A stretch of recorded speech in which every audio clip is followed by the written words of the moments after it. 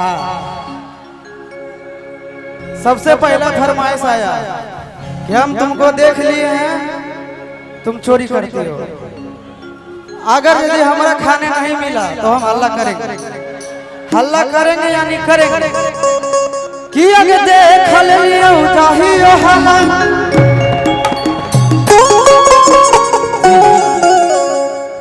आगे देख लियो चाहिए हल्ला करने।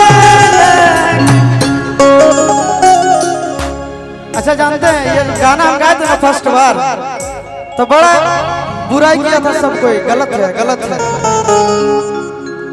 अभी बोलबो में आता कि छौड़ा शिवजी से मांगियो तारे, लेकिन ये गाना असली था नहीं, लोग बोल के बना दिया। कहना है कि अगर देख लियो चाहिए हल्ला करने, आगे देख लियो चाहिए हल्ला करने। छौड़ा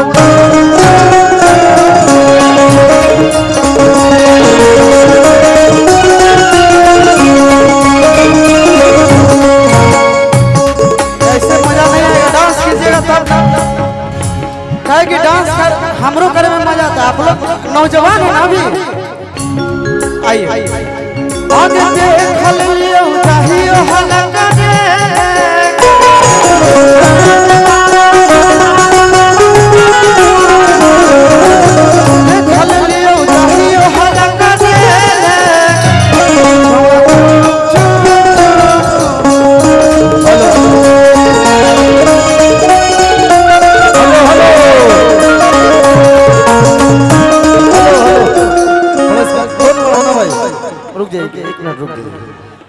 ये देखिए क्या नाम है आपका? संदीप सजन यादव। अच्छा ये फोटो छपवाए हैं? अच्छा आशीष जी का? मेरा गुरु जी के हैं। गाते हैं आप क्या? नहीं, मतलब गाना का फैन है, गुरु जी मानते हैं। घर कहाँ हुआ आपका? बहुत बड़ा फैन है। गया जिला पथुलवा। गया जिला से हैं यहाँ प्रोग्राम देखने? वाह, सुबह से बैठे हुए हैं, सुबह से बैठे हुए हैं आशीष जी से मिलने। एक भाई के लिए जोरदार ताली होनी चाहिए भाई, जोरदार और खुल के सपोर्ट कीजिए। ऐसे ऐसे फैन अभी बहुत सारे टैटू बनवाए हैं।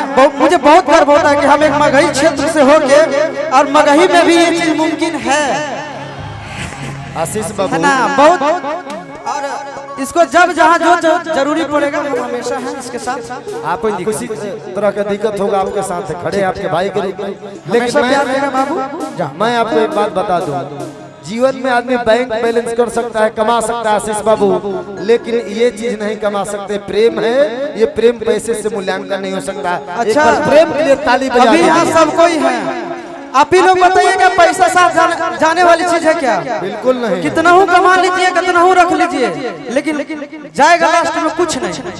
अकेले जिस तरह नंगे आए थे उस तरह नंगे जाइएगा, बाकी बात कुछ नहीं। अगर ये जिंदगी मिला है तो प्यार कमाइए, बाकी बात इससे ज्यादा कुछ नहीं है। चलते हैं हम लोग, चलो हेलो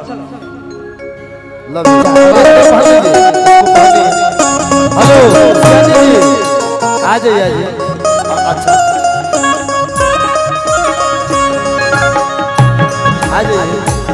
कहना है आगे चाहिए घारा तोर कहे,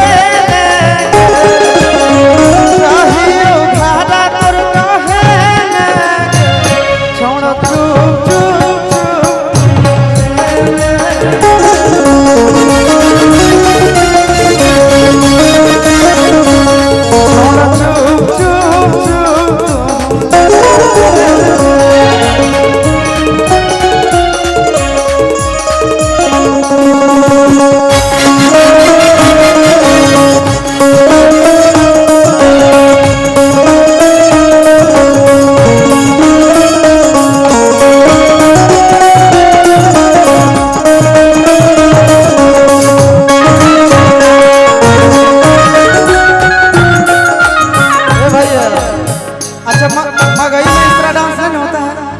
देखिए हम बताते हैं मगही का असली फ्लेवर। आइए बजाइएगा भैया कि छौड़ा चू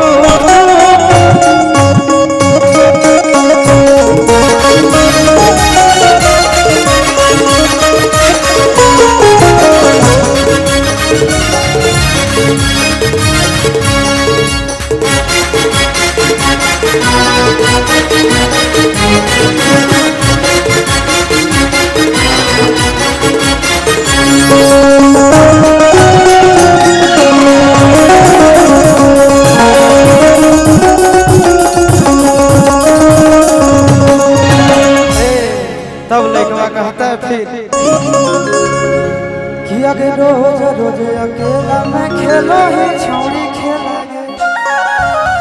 लड़का का क्या ही बोले, सब इतना एक्टिव रहता है ना ये सब प्यार मोहब्बत के।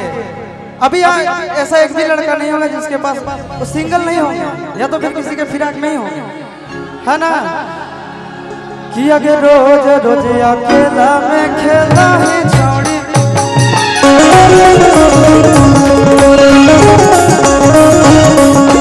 रोज रोज अकेला मैं खेला ही छौड़ी खेला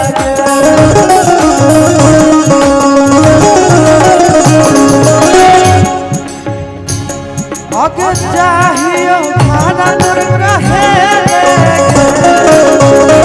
खातिर या मोही कुछ पढ़े ये सब काम अच्छा लगता है। मैं भोजपुरी में 10 साल से हूँ, ऐसा कोई स्टार नहीं है मैंने जिसके साथ काम नहीं किया, इकलौता आप हो जिसको मैं लाइक बहुत बहुत धन्यवाद, ताली होना चाहिए।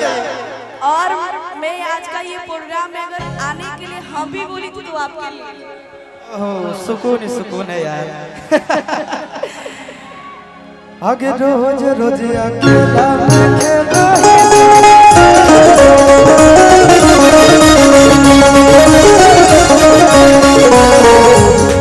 तो लड़की कहती है कि जानत है मैया मारत बड़ी हो जाते झमेला रे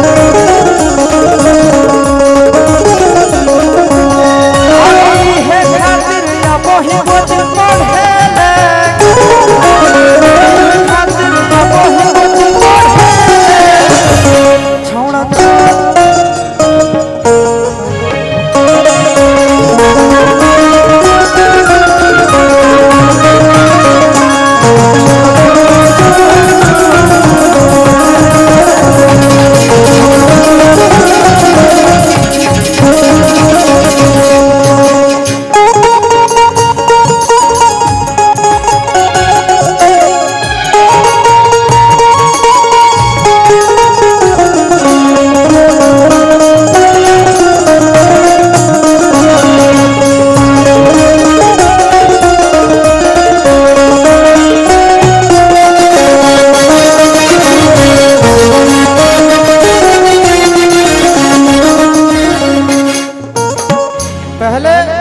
सबसे पहला मेरा जो गाना हिट हुआ था ना भैया, आप लोग शायद सब कोई नहीं सुने होंगे, बहुत अच्छा गाना था वो, कहीं भी सुन सकते हैं उसको। गाना था कहिए से कहरी हा कहिए से कहरी हा दिल भक्ता ये गाना हम अपने जितने भी माताएं एवं बहनें इधर उसी सब के लिए गाते स्पेशल, बहुत ही अच्छा गाना था। कि कहिए से एक औरत कहती है अपना पति से क्या कि कहिए से कहरी हो दिल हो तरसा एहो बनमुआ हो एहो कने जाहो दुमका वाला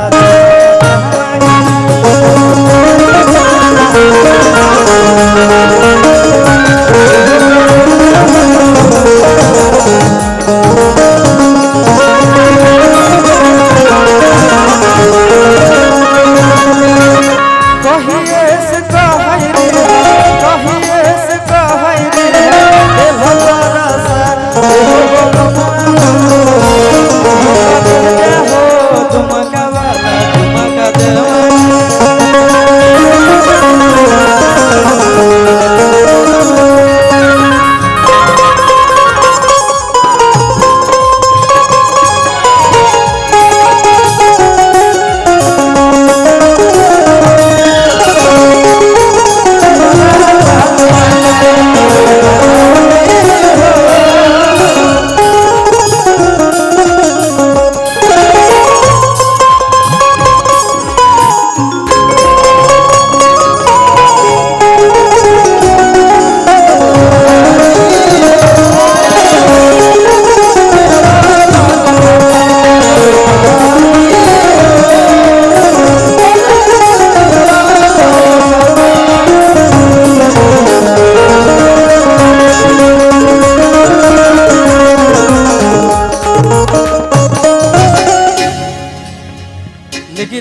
आप लोग इतना एक बार हो जाए क्या, हमारो मन नहीं लग रहा है इतने देर से।